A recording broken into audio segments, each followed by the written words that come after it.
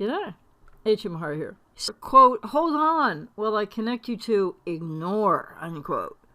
What could that possibly be about? Well, bonding codependency,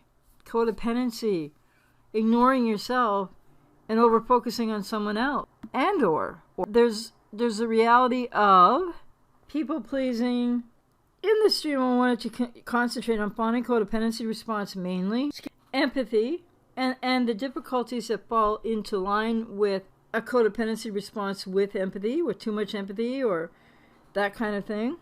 So many people have a fawning codependency response to adverse childhood experiences to begin with, and then get into unhealthy adult relationships, yes, with the cluster Bs often, but other types too. Without realizing it, people are ignoring their own needs because this is what's been learned in childhood. And there's various different ways this plays out for people. It's not like there's all one the same way. What you can actually change for yourself, if you resonate with this, is of course yourself. And understanding if you are having this reaction, which is a reaction to childhood, to adverse circumstance and to cluster Bs and what they do to people. And so it's not to say that it's, I don't mean it in any way to be defining of who anybody really is in the total of that. So first I just wanted to speak to a little bit about the fawn type of a codependent defense or response. And then I'm going to read a little something here I found. It's really interesting and maybe talk a little bit more about that. The flight, fight, freeze fawn response and the pitfalls of empathy in that response.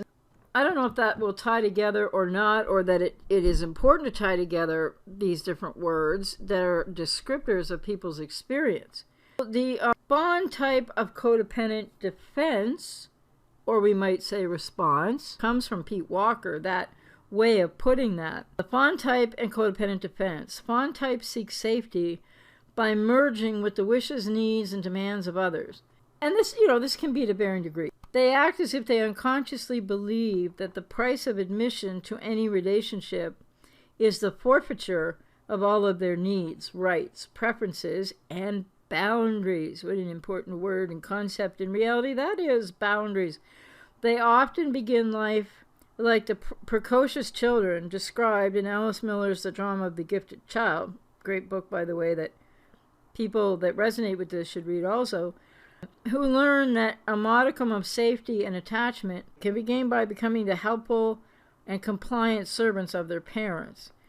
They are usually the children of at least one narcissistic parent, or we could say a borderline parent also, or some mix there, who uses contempt to press them into service, scaring and shaming them out of developing a healthy sense of self, an egoic locus of self-protection, self-care and self-compassion. That's what doesn't develop.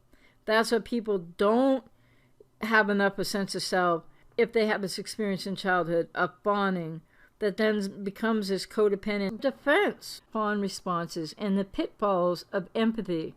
It's important for all of us to take stock of, perhaps, or examine. So the fight, flight, freeze fawn responses, first of all. They're the please or fawn response, and they are often overlooked survival mechanism to adverse childhood experiences, which rise to levels of various different horrific experiences in childhood and unmet needs. This please response is prevalent, especially with, with CPTSD.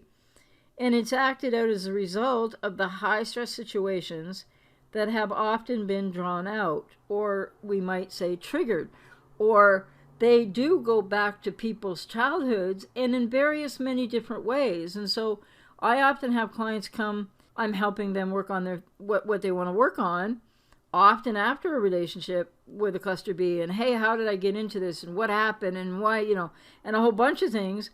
And they think they had great childhoods, and it's not. So this isn't always just a matter of a cluster B parent, an emotionally available parent, or a worse parent than that too. But sometimes it's just a parent who isn't emotionally there, and then it just goes to what we, as when we're children, as developing human beings, what we actually need And when we don't get those needs met, there's all these different survival responses, which freeze, flight, fight, fawn is all about that too. The survival response, flight, fight, or freeze, a please or fawn response, is to manage a state of danger or potential danger.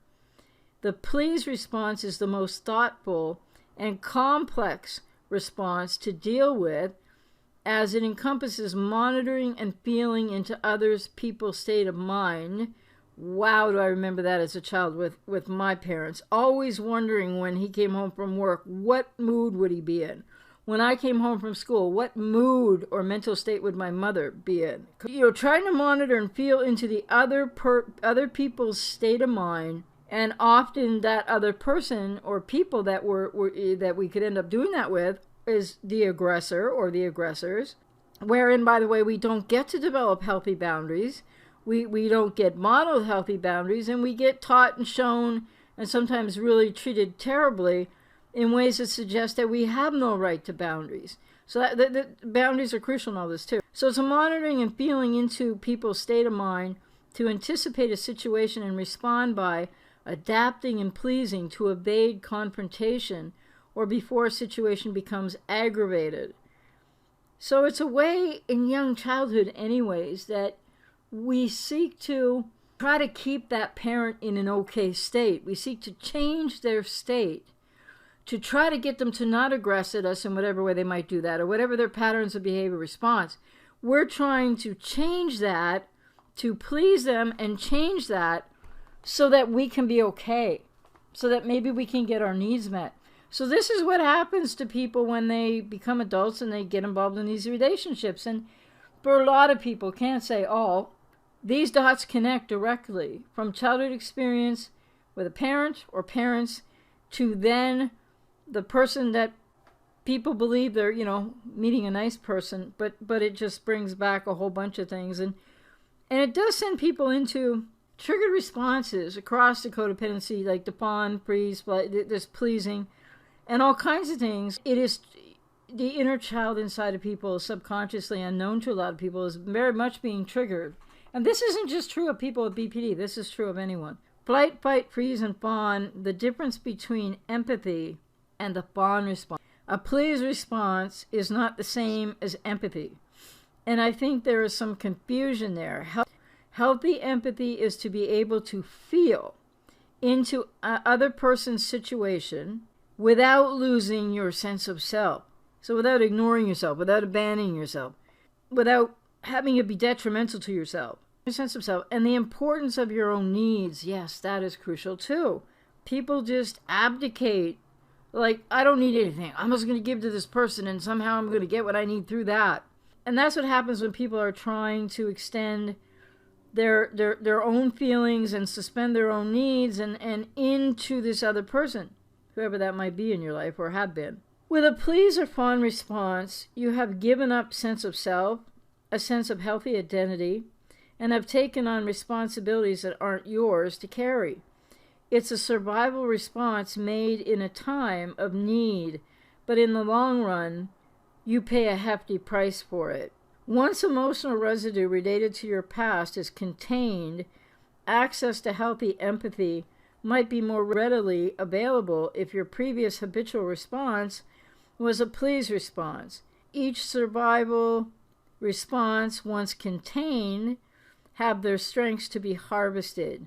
And so that's really what happens in recovery models and work, is learning to take what is an unhealthy adaptation for survival and create a more healthy adaptive nature and way of dealing with it in the here and now going forward, And so what I find really interesting about this is this might explain some of what I've often wondered, not questioning people's experiences, but this idea that everybody's an empath because they have been really hurt by someone, because really this isn't healthy empathy that we're talking about. And I puts it so succinctly in a way that, for me anyways, bridges that question. What do people mean when they're empaths?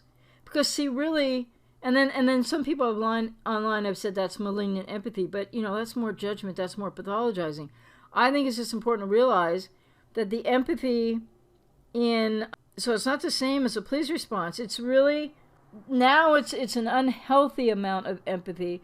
Unhealthy empathy, not just feeling for the other, but totally kind of leaving oneself, suspending one's own needs, and kind of like starting to, for lack of a better way to put it, put out so much what would be termed unhealthy empathy as to totally lose and ignore yourself, and this becomes a repetition from childhood for many people, wherein they feel like they're without knowing this, right? I don't think anybody plans this. They feel like they're going to get what they need from all of this empathic, but not healthy empathic, relating to and giving to other, which is an abdication of self. It's ignoring self. It's abandoning self. And so that's why I think that this is so important. And I know a lot of people don't like the term codependency, and they think it's this really horrible label, and it's been so used and applied to so many different things over time. But what's really important to, I think, look at through the lens of this is that it's not, well, I mean, somebody's pathologized it out there, but I don't believe it's a pathologizing term, or that it needs to be. And it doesn't imply in any way that it's anybody's fault either at the same time. I don't think it's just a matter of having one response or one defense or the other. I think sometimes we move from one to the other at various different times. The really good news about it is, so once people realize this, and once you really start working on it, keep growing and keep learning and keep understanding, each person can change themselves. Each person can journey further in recovery. But the giving to the other, to the other, to the other, makes people really unwell. I mean, I'm not just saying emotionally, but like physically. And it doesn't change that other person, and it robs people with codependency of the opportunity to get into their own recovery and change themselves the way they need to. They can and heal